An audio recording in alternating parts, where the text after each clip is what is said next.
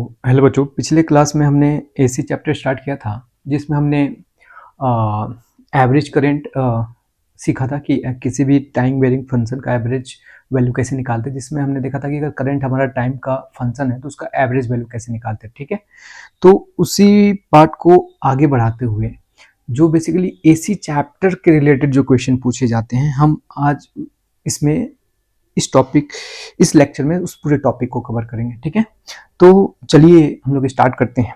जैसे आपको जनरली जो एसी चैप्टर है इसमें जो करंट और आईआरएमएस देखने को मिलेगा वो आपको मिलेगा जैसे कि I naught, I is equal to I not sine omega T. ठीक है, ये करंट ऐसे देखने को मिलेगा। और अगर मैं पोटेंशियल की बात करूं तो पोटेंशियल आपको जो देखने को मिलने वाला है इस चैप्टर में वो आपको मिलेगा E is equal to E not sine omega T. ठीक है जी, हम देख पा रहे हैं कि यहाँ पे जो भी हमारा करंट है और पोटेंशियल है ये टाइम का फंक्शन है और साइनसॉइडली वेरी कर रहा है। तो चलिए हम एक एक करके इन करंट और इन पोटेंशियल का एवरेज वैल्यू निकालना सीखते हैं।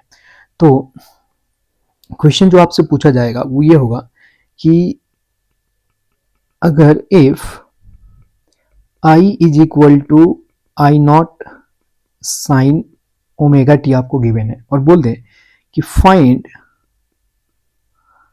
Average current for full cycle. Full cycle मतलब एक कंप्लीट साइकिल के लिए, फुल साइकिल जिसका टाइम पीरियड हो जाएगा सर जी t इज इक्वल टू 0 से लेके t is equal to capital T तक। 1 टाइम पीरियड क्या होता है, एक साइकिल को कंप्लीट होने में जो समय लगता है उसे हम क्या बोलते हैं जी, टाइम पीरियड। तो चलिए, पिछले क्लास में हमने देखा था एवरेज करंट निकालने का फॉर्मूला। वो क्या होता था कि I इज इक्वल टू यानी I average is equal to integration of I D T. कहां से कहां चाहिए मुझे, एक साइकिल के लिए, तो मैं सीधे लिखता हूं 0 से लेके कैपिटल टी तक और इंटीग्रेशन डी टी कहां से कहां, 0 से लेके कैपिटल टी तक। तो सर हमें दे रखा है करंट, क्या दे रखा है जी, I not sine omega T D T, limit कहां से कहां, 0 से लेके टी तक। और ये हो जाएगा, इसे मैं सीधे लिख देता हूं टी माइनस क्या जी 0। तो सर आप जैसे इसका इंटीग्रेशन करोगे तो आई नॉट कॉन्स्टेंट है, इंटीग्रेशन से चला जाएगा बाहर और हमारे पास बचेगा साइन ओमेगा टी 0 से लेके टी तक डी टी, और ये हमारे पास बचा है टी। तो देखिएगा मैं इसे आई नॉट और टी को बाहर कर देता हूं और साइन का इंटीग्रेशन हो जाएगा माइनस कॉस ओमेगा टी, और यहाँ पे ओमेगा आ जाएगा नीचे। लिमिट कहां से 0 से लेके टी तक। अब हम क्या करते हैं, इसमें लिमिट्स पुट करते हैं।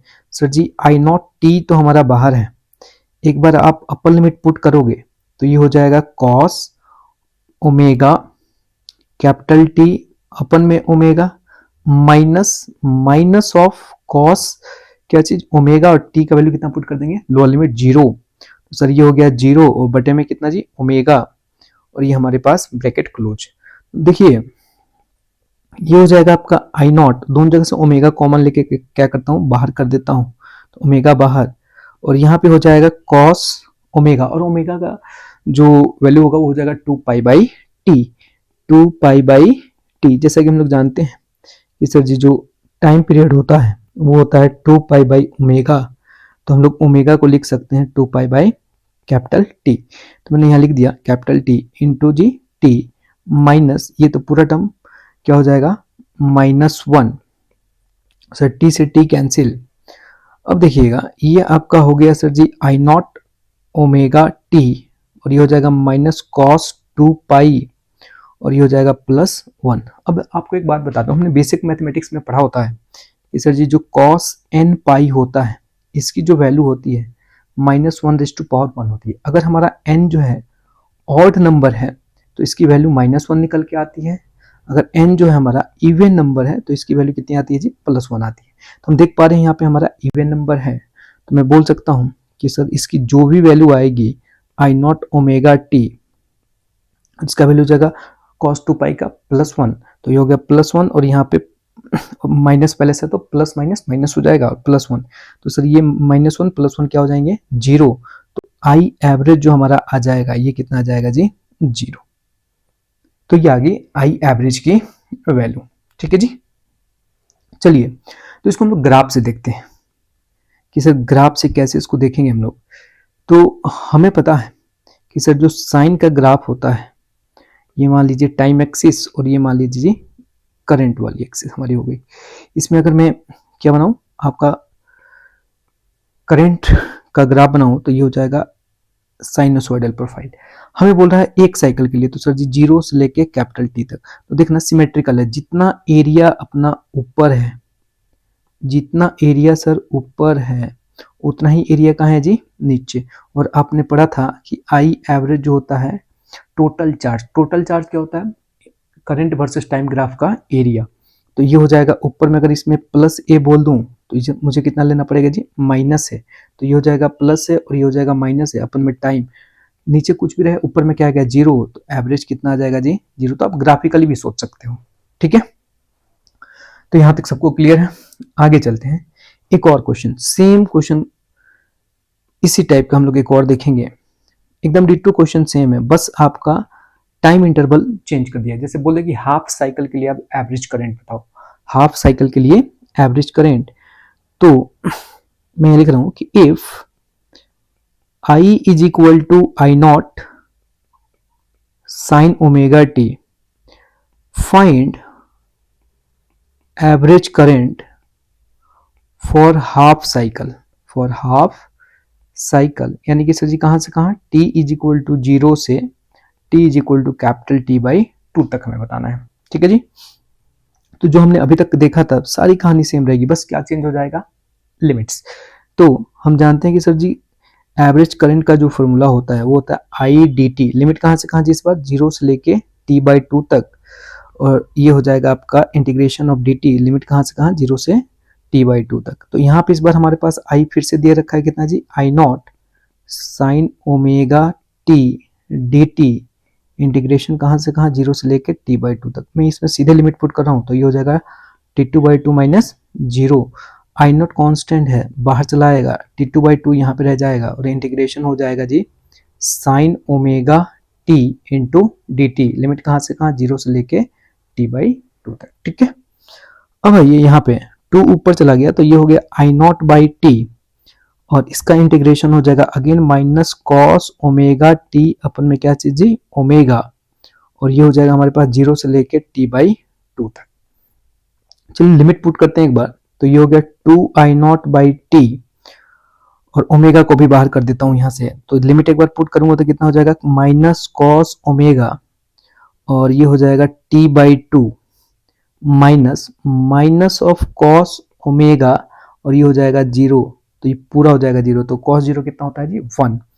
तो इसको देखना 2 आई नॉट ओमेगा टी, और यहाँ पे लिखता हूं मैं माइनस कॉस, और ओमेगा को लिख सकता हूं कितना, 2 पाई बाई टी, और ये हो जाएगा हमारे पास t बाई 2, और ये हो जाएगा आपका कितना जी, माइनस, और यहाँ से आ जाएगा -1।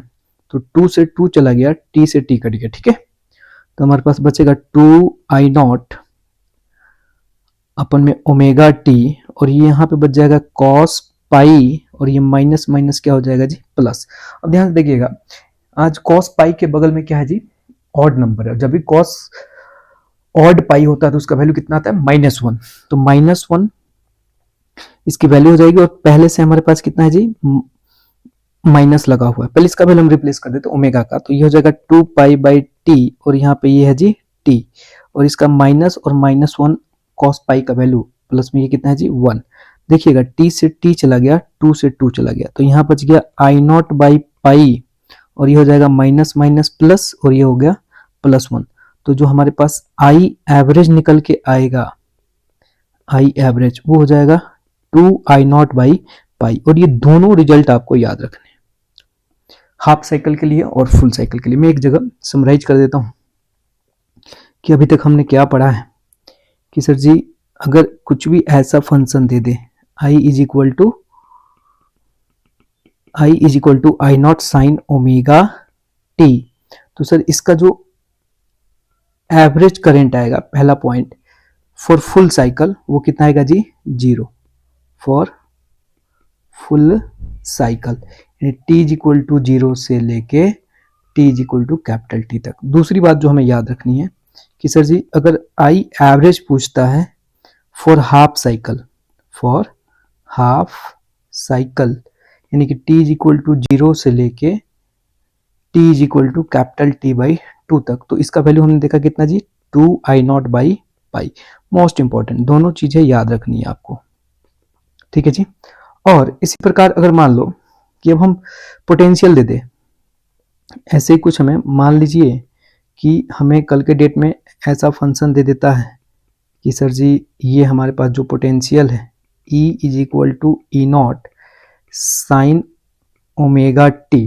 तो इस केस में अगर हमसे पूछता है कि सर जी आई नहीं, क्या चीज जी, ई पोटेंशियल का जो एवरेज आएगा वो कितना आएगा फॉर फुल साइकिल, तो इसका भी अगेन क्या आएगा, जीरो, क्योंकि बस ई नॉट कांस्टेंट है जो कि बाहर रहेगा और जो फंक्शन यहाँ पे था साइन ओमेगा टी वही एग्जैक्टली सेम है, तो इसका भी कितना आ जाएगा जी, जीरो। मैं ग्राफ से भी समझा देता हूँ।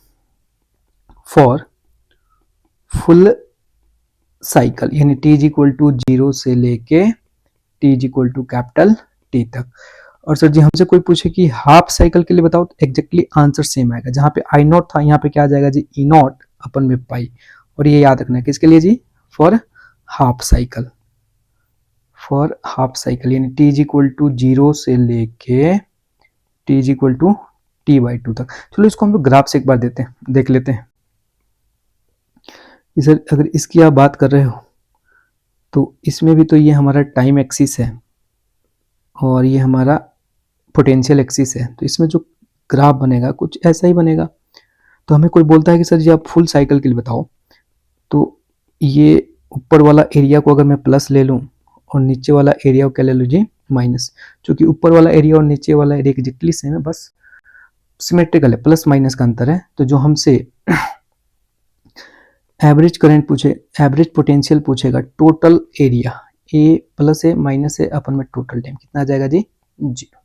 बात समझ पा रहे हो क्या? तो ऐसे हम लोग इसको देख सकते हैं। तो आज इस लेक्चर में इतना ही रहने देते हैं।